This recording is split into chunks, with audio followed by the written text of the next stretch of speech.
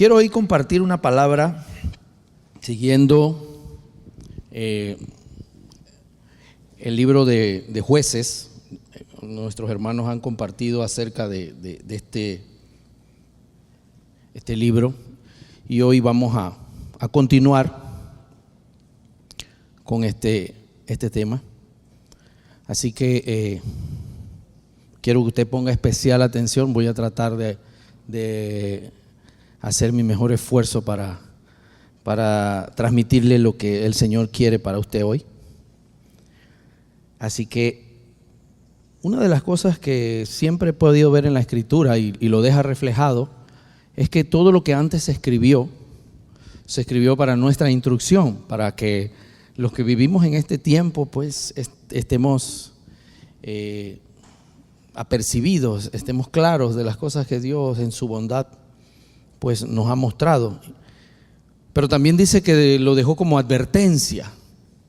O sea, la palabra de Dios, el escrito y los sucesos que pasaron a nuestros antepasados quedaron también como una luz de advertencia para nosotros que vivimos estos tiempos últimos. Entonces, hoy vamos a ver algunos aspectos de eso. Vamos a ir a Jueces capítulo 3, versículo 7. Y vamos a leer primero el pasaje para después ir viendo punto por punto. Dice, versículo 7, los hechos de los israelitas fueron malos a los ojos del Señor, pues se olvidaron de Él y adoraron a diferentes representaciones de Baal y de Acera. Por eso el Señor se enojó contra ellos y los entregó al poder de Cusán Risataim, rey de Mesopotamia. Durante 8 años los israelitas tuvieron que servir a Cusán Risataim, hasta que suplicaron al Señor y Él hizo que surgiera alguien para salvarlos. Este salvador fue Otoniel, hijo de Kenaz, hermano menor de Caleb. Y el Espíritu del Señor vino sobre él, el cual acaudilló a los israelitas, salió a la batalla y el Señor le dio la victoria sobre Cusán Risataim. Después de esto hubo paz en la región durante 40 años. Amén. Bien. Podemos ver algunos aspectos aquí que no escapa a nosotros. Israel entró en un patrón cíclico de desobediencia, abandono. Ellos ciertamente abandonaron las costumbres y se fueron detrás de dioses paganos, dioses falsos y empezaron a tener prácticas contrarias a la voluntad de Dios. Hoy día nuestra iglesia, hablo en general, la iglesia cristiana, no escapa a estos factores, a estos efectos. Es muy difícil encontrar una iglesia saludable. Es muy difícil encontrar un lugar donde congregarse, donde no existan excesos que se salgan de la voluntad de Dios. Gracias a Dios lo puedo decir con toda seguridad que nosotros nos encontramos en una iglesia saludable, no perfecta porque no existe, como una vez dijo el Paz, y si existe no entre porque a partir de ahí deja de ser perfecta. Entonces, sí, ni entre, la daña. Entonces, vemos que hay una consecuencia y eso lo podemos ver en nuestra propia vida, en nuestro propio diario vivir. Cuando nosotros nos alejamos de la palabra de Dios, de sus principios, de sus preceptos, como yo le digo a la gente, eso nos pasa a todos. Yo no puedo vivir fuera de los límites de Dios sin que eso no cause consecuencias nefastas para mi vida. En el momento en que usted se sale de la Escritura, por más que usted vaya a la iglesia, levante las manos, cante, baile y sea el más versado en la palabra, pero usted, su comportamiento se aleja de la voluntad de Dios, eso va a traer como resultado una disciplina del Señor. Ahora, la disciplina del Señor tiene una característica que no te deja igual, la del Señor. La disciplina de los hombres simplemente te denigra, te aparta, te echa a un lado, te golpea y te trata como si ellos fueran dioses y tú fueras el súbdito. Esa no es disciplina del Señor, esa es disciplina de hombres. Gracias a Dios le doy una buena noticia, aquí no existe esa disciplina. En esta iglesia no se practica esa disciplina, porque el que disciplina es el Señor. No nosotros estamos llamados a poner en disciplina a nadie.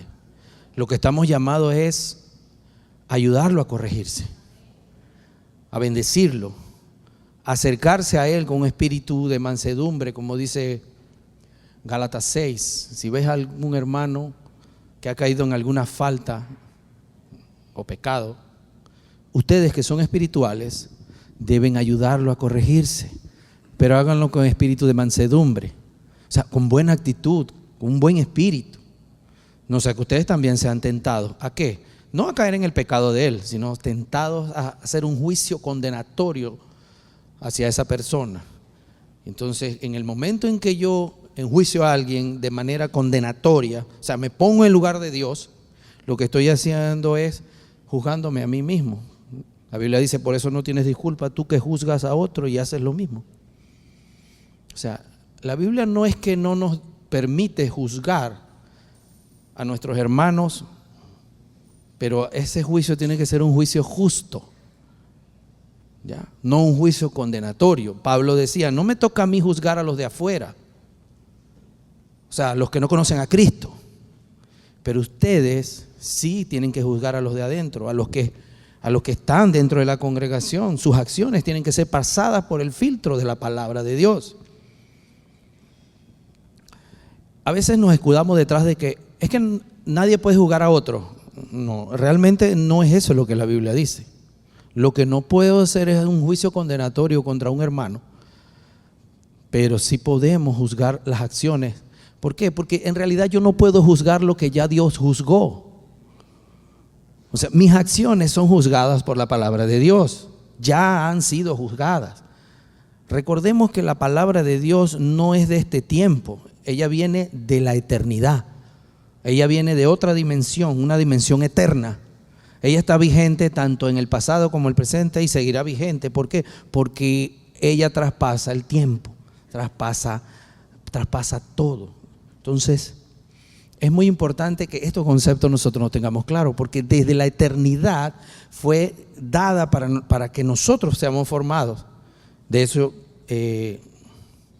1 Corintios capítulo 2, lo dice, que estas cosas Dios las ha revelado, pero desde la eternidad, desde una dimensión eterna. Y por eso es que siguen vigentes. Por eso es que hoy en día esta palabra que tenemos de parte de Dios para Israel sigue vigente en nuestras vidas y en la iglesia.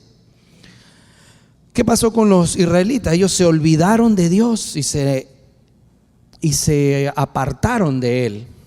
Pero ese olvidar de Dios no fue que se perdieron la memoria y no supieron quién era Dios. No, ellos realmente sabían quién era Dios, sabían quién era, cuáles eran sus preceptos, tenían claro todo lo que Dios determinaba que debían ser, pero simplemente tomaron la decisión de desobedecer a Dios e irse por caminos errados. Entonces, al no estar con Dios, no tenían su dirección, no tenían la dirección de Dios, ya no estaban dirigidos por lo que sabían de Dios, sino eran dirigidos por sus propias acciones. Esto es semejante a que nosotros vengamos a la iglesia y hagamos todo lo que la, vamos a decir, religión demanda que debemos hacer, pero eso no se ve reflejado en nuestras acciones. Salimos de aquí y seguimos siendo igual que un impío, y nuestra condición dice que es peor, es peor que un impío. porque nosotros sí sabemos. El impío está en ignorancia, el impío no conoce, el impío vive con un velo, el impío vive con un desconocimiento, oscurecimiento del pensamiento, pero nosotros sí sabemos. Nosotros sí sabemos y a sabiendas de eso lo seguimos haciendo. Entonces, realmente lo que nosotros podemos ver en el pueblo de Israel en este tiempo es algo que no escapa a nuestras vidas, porque al final no se trata de que veamos cómo fue Israel y lo infiel que fue, sino cómo estamos siendo nosotros en nuestra relación con Dios, en nuestro crecimiento, en nuestro andar en Cristo. Eso es lo que Dios quiere mostrarnos. Entonces, ¿qué debemos hacer para no olvidarnos de Dios y sus preceptos? Pero de esta manera, a sabiendas, tomar la decisión de no seguir los preceptos de Dios. ¿Qué debemos hacer? Bueno, hay tres aspectos que podemos recoger de la vida cristiana y de la palabra y del mismo Jesús. Para restaurar nuestras vidas, podemos hacer, número uno, hacer lo que Jesús hizo. Una de sus declaraciones a sus discípulos en la cena del Señor fue: hagan esto en memoria de mí. Jesús nos pide que sigamos sus pasos. De hecho, hay un pasaje que a mucha gente le gusta, pero si nosotros nos damos cuenta, tiene un desafío, un reto, que es que nosotros podamos seguir los pasos de Jesucristo de manera que no nos importe el mundo a nuestro alrededor. No estoy diciendo que usted diga: ay, a mí no me importa la gente. No, me refiero a que lo que está pasando a mi alrededor no sea lo que influye en mi estado de ánimo. Por ejemplo, nosotros como hijos de Dios sabemos que Dios es nuestra provisión. Entonces mi estado de ánimo jamás puede estar determinado por cuánto yo tengo en el banco o cuánto tengo en mi cartera. Pablo decía: yo he aprendido a estar en contentamiento, sea la situación en que me encuentren, ya sea que pase hambre o que esté repleto, ya sea que no tenga ropa o tenga mucha vestimenta, ya sea que esté en escasez o que esté en abundancia. He aprendido a afrontar cualquier situación. ¿Por qué? Porque a mí me sostiene el Señor. Jesucristo es quien me sostiene. Entonces mi estado de ánimo no está determinado por cuánto yo tengo en la cuenta, cuánto gano o la posición que tengo en mi trabajo. Es más, el mismo Pablo le dice en una de sus cartas a Timoteo, Tito, no recuerdo: dile a los ricos que no pongan su confianza en las riquezas, porque ellas son efímeras. En un abrir y cerrar de ojos puedes perder todo. Más bien que sean ricos en bondad, en generosidad, que siembren en todo esto. Entonces, Jesús nos pide que nosotros sigamos su ejemplo.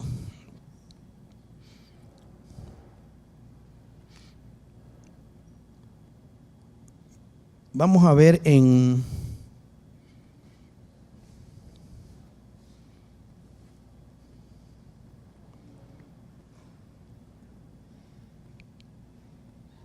dice en Primera de Pedro, vamos a ver un caso especial que se puede dar en el diario vivir. Aquí dice sirvientes, en otra versión dice esclavo, en otra versión puede decir de otra manera, pero al final es un colaborador, un empleado, un trabajador. Dice: sirvientes, sométanse con todo el respeto a sus amos, a sus jefes, no solamente a los buenos y comprensivos, sino también a los malos. Porque cosa agradable a Dios es que uno soporte sufrimientos injustamente. ¿Cuántas veces no se ha visto usted en un escenario donde en su trabajo usted siente que no lo valoran, siente que valoran más a otro, siente que su jefe no es justo con usted o que lo oprime y usted tiene que estar ahí porque esa es la fuente de su provisión. Tal vez Dios está tratando algo de su carácter con ese tipo de personas. No estoy diciendo que usted acepte abusos desmedidos, pero hay situaciones en la vida en las cuales nosotros pasamos y que Dios permite con un propósito. Nada pasa si no es con un propósito. Pero fíjense lo que dice. Pues para esto, versículo 20, pues si ustedes los castigan por haber hecho algo malo, ¿qué mérito tiene que soporten con paciencia? Pero si sufren por haber hecho el bien y soportan con fortaleza el sufrimiento, eso es agradable a Dios. Eso es agradable a Dios. ¿Pero por qué? Porque al final debemos saber cuál es el ejemplo que Dios quiere que nosotros aprendamos. Pues para esto los llamó Dios, ya que Cristo sufrió por ustedes, dándoles un ejemplo para que sigan sus pasos. O sea que Dios nos llama a ser imitadores de Él. Jesucristo nos dio el ejemplo en todo. Entonces, ¿qué me puede mantener a mí cerca de la voluntad de Dios y no alejarme como los israelitas? Ser imitador de Cristo, que de verdad yo imite a Jesucristo en todo lo que Él hizo. Él es el ejemplo. Lo que pasa es que a veces solamente quisiéramos imitarlo en convertir el agua en vino, para meternos una. Pero en eso no lo vamos a poder imitar. ¿Por qué no lo imitamos en aquellas cosas que le dieron gloria? Dice que Él se despojó de su deidad, se negó, se quitó su investidura de Dios y se rebajó a la naturaleza humana, a la naturaleza del hombre. Él se denigró y se puso en nuestra posición de humana. Entonces, ¿pero por qué lo hizo? ¿Por qué se humilló? Con un fin, con un propósito, para que nosotros pudiéramos tener vida eterna, para que nosotros alcanzáramos la salvación. Él fue el que hizo todo el trabajo y nos dio ese ejemplo para que nosotros sigamos sus pasos. Entonces, tenemos que hacer todo en memoria de Él. Eso nos mantiene cerca de Dios, no nos aleja. Tenemos que aprender de su ejemplo. En cada situación usted debería preguntarse, ¿qué haría Jesús? ¿Le recordara a la abuelita o lo bendijera? ¿Cuál de las dos haría Jesús? Y elija la que Jesús haría. ¿Qué haría el Señor? Perdónalos porque no saben lo que hacen. El Señor nos dio su propio ejemplo. Número 2, lea, estudie, medite y recuerde lo que ha meditado. ¿Qué quiere decir esto? Nosotros tenemos que pasar tiempo, no solamente en estudio de la palabra de Dios, porque usted puede agarrar un libro donde otro hombre de Dios recibió revelación y eso a usted lo va a bendecir, pero solamente se va a quedar con la revelación de Dios para ese hombre. Y va a ser muy bonito estudiar el libro. Yo he estudiado algunos libros, no muchos porque no puedo leer. Soy disléxico para los que no saben, entonces me cuesta mucho leer. Pero he estudiado un par que me han convenido. Por ejemplo, ¿conoce usted a su esposa? Ese libro me lo tuve que estudiar.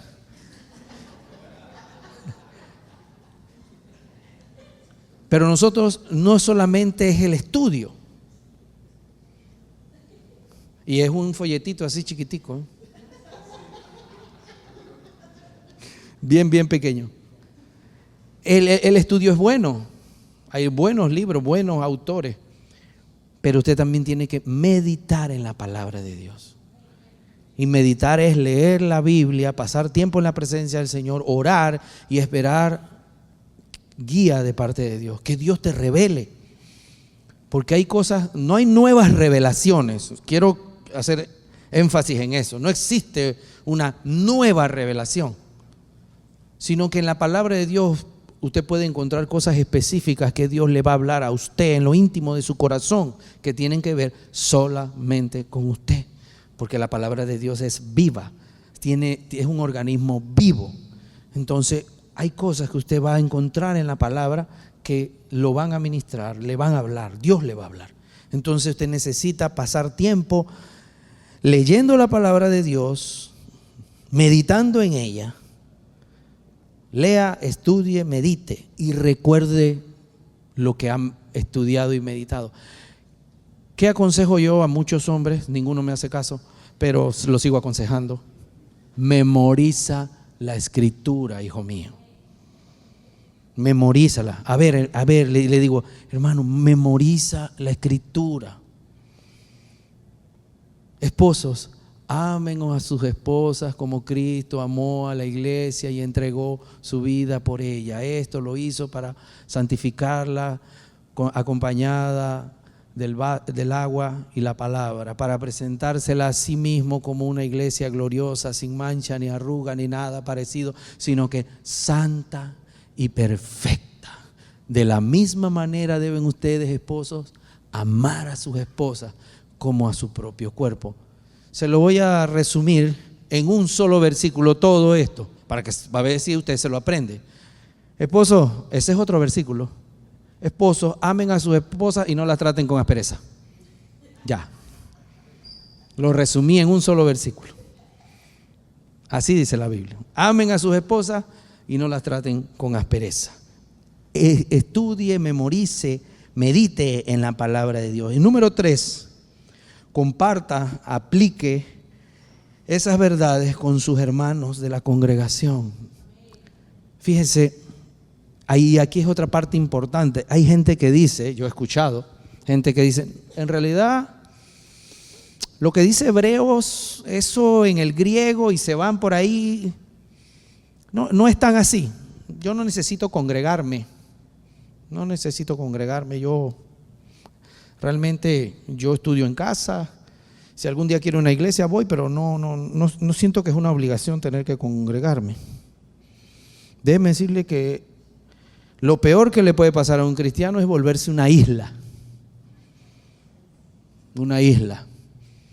Porque nosotros, todo este estudio, todo esto que estudiamos, necesitamos vertirlo a otros. No es solamente para usted.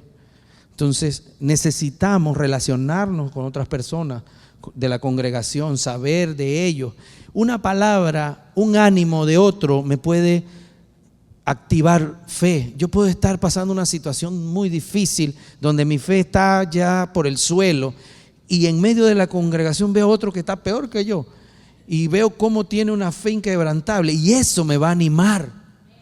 Esas cosas me van a animar. Por eso es tan importante que en la congregación nosotros aprendamos a interactuar entre nosotros, a ver nuestras necesidades, a ayudarnos mutuamente, a preocuparnos por el hermano. Dice la Biblia que reciban bien a quienes los visitan. O sea que hay que visitarse. Pero que no es el caso, es solamente un ejemplo hipotético. Que yo no pueda ir donde Víctor porque a él no le gusta que lo visiten. ¿Me explico? O sea, no sé, eso está mal. Eso no me ayuda a mí a interactuar con él y a crecer juntos. A que el hierro con el hierro se saque en filo. El carácter de un hombre con el carácter del otro van a chocar. Bueno, entonces, ¿cómo vamos a resolver esto? ¿Como cristianos o a las manos? ¿De qué manera lo vamos a resolver? Entonces, de ahí, en algún momento van a salir chispas, pero tiene que venir la enseñanza, el aprendizaje. Entonces, yo necesito hacer todo en memoria de Dios, en memoria de Jesucristo. Leer, estudiar y meditar. Y también, tercero, compartir con otros. ¿Para qué? Porque en medio de ese compartir yo voy a aplicar todo lo que he estudiado, todo lo que he aprendido, todo lo que he meditado. Necesito compartirlo con otro. En ese momento voy a ¿qué me va a mantener eso? Pegado a la palabra de Dios, pegado al Señor. No me va a pasar lo que pasó con los israelitas, que se olvidaron. Imagínense que uno se aísle y empiece yo me ministro, yo me enseño, o sea, eso no tiene sentido. Necesito la unidad del cuerpo. La Biblia dice que somos un cuerpo en Cristo y todos en el cuerpo tienen depositado algo del Espíritu Santo para beneficio de los demás. sea, usted tiene algo que me beneficia a mí, estoy esperando que me lo dé. ¿Qué pasó que no me lo ha dado? Y nosotros tenemos para usted, todos tenemos cómo edificarnos entre todos. Hoy le puse +2 a la velocidad porque quiero poder transmitirle todo. Por eso me está viendo que estoy hablando muy rápido. Ya mi esposa me lo dijo con una mirada. Bien, ahora, ¿qué pasa en el caso de que igualito yo no le haga caso a la palabra de Dios y no haga lo que tengo que hacer? Bueno, esa es la parte que todos vamos a experimentar en determinado momento cuando nos alejamos de Dios. Pero cuando nos alejamos de Dios y somos hijos, Él nos va a restaurar. Ahora, ¿cómo lo va a hacer? Número 1, nos va a disciplinar. Vamos a ser disciplinados por Dios. Ahora, me encanta la palabra disciplina, no por la connotación que tiene hoy en día, sino por la raíz etimológica. La palabra disciplinar viene de discípulo. O sea que la disciplina viene con ella trae una enseñanza, un aprendizaje. ¿Ya? Si usted se pone a ver, disciplina y discípulo comienzan con el mismo prefijo. Entonces, la disciplina no es solamente un castigo. Y si yo recibo un castigo, no viene de parte de los hombres, viene de parte de Dios. No es algo que, de hecho, yo como he sido formado de otra manera, yo encuentro mi cerebro como que se bloquea al escuchar que, por ejemplo, en otras congregaciones a la gente se les pone en disciplina. Eso, perdónenme, los que han venido a otras congregaciones, yo eso no lo digiero, pues no puedo, no he sido formado así. Y eso no significa que Dios no disciplina a sus hijos, pero la disciplina es del Señor, no de nosotros. Entonces, la disciplina del Señor viene con un proceso, involucra a veces castigo de parte de Dios, porque ahí dicen, no, Dios no castiga. No, sí castiga. La Biblia dice que sí castiga. ¿Ya? Pero eso viene con un propósito, que traerme nuevamente al arrepentimiento. Fíjense, el otro día conversaba yo con alguien, por ejemplo, de un proceso que uno puede ver en la Escritura. En 1 Corintios 5 habla acerca de un hombre que se acostaba con su madrastra, ¿no? Y Pablo dice, este hombre deberá ser entregado a Satanás y que su cuerpo sea destruido y su espíritu se salve el día que viene el Señor. Una muestra de que la salvación no se pierde, pero este no es el tema de hoy. Pero lo que pude ver es que Pablo emite una sentencia.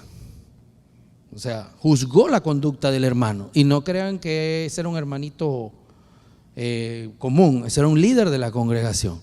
Por eso había que ser enfático en eso. Entonces, vemos cómo Pablo dice, ese hombre deberá ser entregado a Satanás. Lo que significaba eso, vamos a decirlo en estos tiempos, déjalo en su pecado, que siga pecando, pero si no se junten con él, apártense de él, échenlo de la congregación. Pero si él quiere seguir en eso, ya eso es asunto de él con Dios. Este hombre debe haber entrado en un proceso tan duro, tan difícil, porque dice, para que su cuerpo sea destruido. O sea, en su cuerpo iba a recibir el castigo merecido de su condición, de su perversión, de su acción. Que a mi criterio, Pablo hace mención de él en la siguiente carta. Y lo dice de esta manera.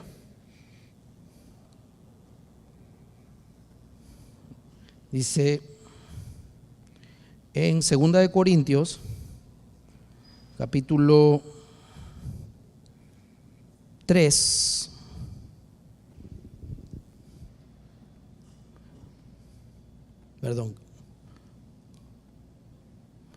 capítulo 1. No, es que me equivoqué perdónenme, hermanos. La dislexia está a otro nivel. Estaba en otro libro. Dice, 2 Corintios capítulo 2, versículos 5 en adelante. Dice Pablo, si alguno ha causado tristeza, no me la ha causado solamente a mí, sino hasta cierto punto a todos ustedes. Está hablándole a la iglesia de Corintios.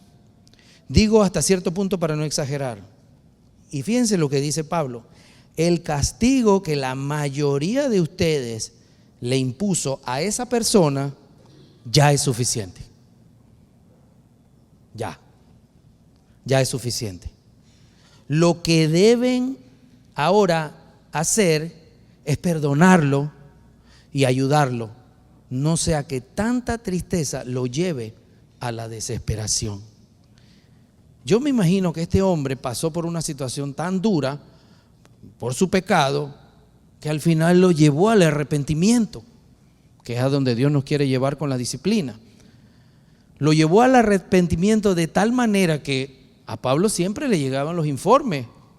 Es decir, dice, he sabido por lo de la familia de Cloé que hay divisiones entre ustedes. O sea, siempre había reportes de las conductas de los hermanos. Yo me imagino que llegaron reportes, oye Pablo, yo creo que este ya se arrepintió. Anda por ahí, cabizbajo, triste. No vaya a ser que se tire del puente de las Américas. Porque dice, no sea que tanta tristeza lo lleve a la desesperación. Dice, hermanos, yo creo que ya es hora de perdonarlo. Ya es hora de traerlo. Dice, ya antes les escribí sobre este asunto. O sea, ¿de quién se está refiriendo? Él lo había escrito en la primera carta a los Corintios. Ya antes les escribí precisamente para probarlos y saber si están dispuestos a seguir mis instrucciones. Porque a veces, déjeme imaginarme algo. A veces uno puede dar una instrucción y decir, la otra persona lo ha juzgado y dice, pero ¿por qué le vas a dar una oportunidad si él hizo esto y lo otro? A veces tenemos mala actitud de no querer perdonar cuando ya Dios perdonó a otro. ¿Quién es usted para adjudicarse el rol de Dios? Por eso Pablo dice, para ver si ustedes, para probarlos y saber si están dispuestos a seguir mis instrucciones. El 8 decía, por eso les ruego que nuevamente le demuestren el amor que le tienen. Así que aquel a quien ustedes le perdonen algo, yo también se lo perdono. Y se lo perdono si es que había algo que perdonar, por consideración a ustedes y en presencia de Cristo. Así Satanás no se aprovechará de nosotros, pues conocemos muy bien sus malas intenciones. Lo que no podemos es darle rienda a la obra del enemigo por adjudicarnos nosotros el derecho de. Entonces, cuando venga ese proceso, aquí quiero ir terminando ya. Cuando venga ese proceso de parte de Dios, donde Dios lo va a meter en usted una moledora, porque usted se apartó como el pueblo de Israel, ¿sabe qué va a hacer Dios? Lo mismo que pasó con el pueblo de Israel. Levantó a un líder, levantó a Otoniel, que fue quien llevó al pueblo de Israel a la victoria. Bueno, Dios va a poner gente a su alrededor, líderes a su alrededor para guiarlo, para llevarlo a usted al arrepentimiento, para ayudarlo en ese camino de restauración que debe tener la disciplina, porque la disciplina es del Señor, nosotros no somos quienes disciplinamos. Si usted ve a alguien en una situación, usted lo ayuda a corregirse con amor, con espíritu de mansedumbre, usted lo restaura y lo lleva hasta que ya sana y sale de esa situación. No le ve la lengua afuera y se la pone de corbata, no, sino que usted lo ayuda. ¿Por qué? Porque Dios siempre va a enviar personas y condiciones para ayudarlo dentro del liderazgo, dentro de la iglesia. Y usted necesita es sujetarse a ello. El problema a veces es que cuando a nosotros se nos acercan para ayudarnos, nosotros estamos en una actitud de impolutos que no hermano, no te preocupes, no, tranquilo, no hay problema. No, sí hay problemas, sí estás pasando una situación, sí necesitas ayuda. Déjate ayudar. Porque ahí está operando es el orgullo. Tienes que ser humilde, bajar los brazos, dejar que la palabra de Dios, la congregación, los hermanos, el amor de Cristo te restaure, porque para eso es la disciplina. Si Dios permitió una situación difícil en tu vida que te llevó a tocar fondo, por algo será. Entonces déjate guiar.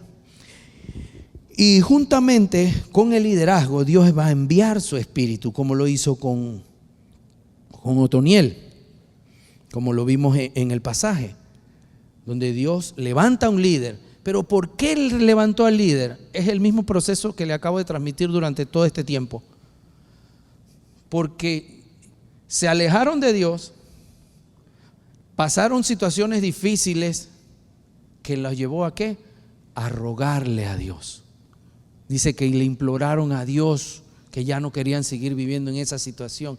Y el Señor vio lo que hay en su corazón, que es el arrepentimiento genuino, porque a Él no lo podemos burlar. Y ese arrepentimiento genuino hizo que se levantara un líder que Dios había enviado con su espíritu y lo llevó a salir de la situación. Y vivieron 40 años en paz. Ese mismo proceso Dios lo va a hacer con nosotros una y otra vez hasta que entendamos que tenemos que volvernos a su voluntad. Así que, ¿cuál es tu reflexión en este momento? Medita en esta palabra. ¿Por qué? Porque todo lo que antes se escribió, déjeme buscarlo para leerlo con firmeza.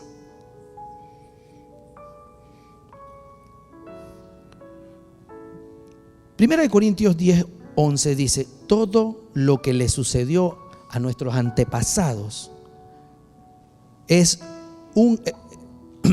le sucedió como un ejemplo para nosotros, y fue puesto en las Escrituras como una advertencia para los que vivimos en estos tiempos últimos.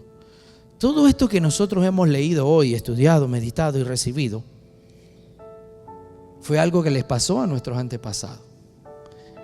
Pero como la palabra de Dios y los principios divinos siguen vigentes, ese mismo proceso vamos a vivir cada uno de nosotros si no entendemos que debemos obrar de esta forma para alcanzar la victoria en el Señor.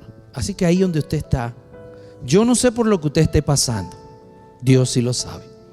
Cierre sus ojos. Piense en aquella situación difícil. Piense en todo eso por lo que usted no ve salida, por lo que usted piensa que ya no da más. Dios lo sabe. Si usted está aquí, ya Dios de antemano tenía una palabra para usted. Y Dios le está diciendo: yo voy a levantar líderes. En aquel tiempo mi espíritu estaba sobre Otoniel, pero hoy, en este tiempo, en el periodo de la gracia, mi espíritu está sobre todo, en todo, con todos. Usted tiene el Espíritu Santo de Dios morando en usted. Déjese guiar. El Señor va a enviar personas, condiciones, líderes. Va a levantar líderes que se van a acercar a usted, o que Dios va a poner en su corazón para que usted se acerque a ellos y busque ayuda. Y busque ayuda, porque usted necesita a Dios. Usted no necesita aislarse. Usted no necesita apartarse, olvidarse. Usted necesita a Dios en toda situación. Así que ahí donde usted está, pídale a Dios sabiduría para reconocer en esta palabra esa provisión de Dios cuando llegue, esa mano amiga, ese amor de Dios transmitido a través de sus hermanos. Pídale a Dios para que usted tenga las fuerzas de poder decir: sí, necesito ayuda, ya no aguanto más, necesito esa provisión de parte de Dios, en el nombre poderoso de Jesús.